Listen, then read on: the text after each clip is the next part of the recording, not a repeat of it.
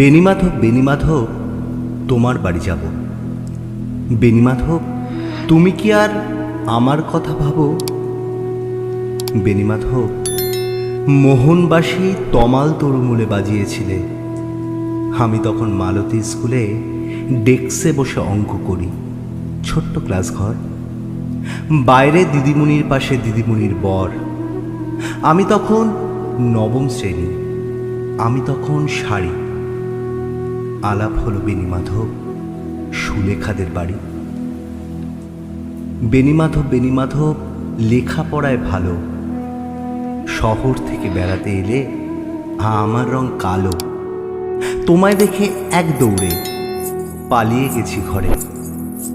বেণীমাধব, আমার বাবা দোকানে কাজ করে।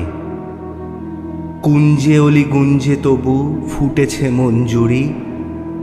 সন্ধ্যাবেলা পড়তে বসে অঙ্কে ভুল করি। আমি তখন নবম শ্রেণী, আমি তখন 16।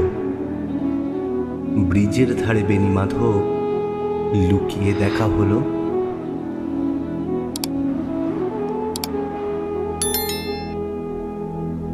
বেণীমাধব, বেণীমাধব, এতদিনের পরে সত্যি বলো, সেসব কথা এখনো মনে পড়ে? সেসব কথা বলেছ তুমি তোমার প্রেমিকাকে। আমি কেবল একটি দিন তোমার পাশে তাকে দেখেছিলাম আলোর নিচে, অপূর্ব সে আলো। স্বীকার করি দুজনকেই মানিয়েছিল ভালো।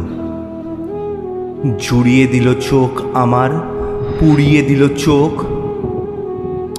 বাড়িতে এসে বলেছিলাম ওদের ভালো হোক। রাতে এখন ঘুমোতে যাই একতলার ঘরে, মেঝের উপর বিছানা পাতা, জ্যোৎস্না এসে পড়ে। আমার পরে জীবন ছিল চোরা পথের বাঁকে মিলিয়ে গেছে। জানি না আজ কার সঙ্গে থাকে। আজ জুটেছে, কাল কি হবে? কালের ঘরে শনি, আমি এখন পাড়ার সেলাই দিদিমণি।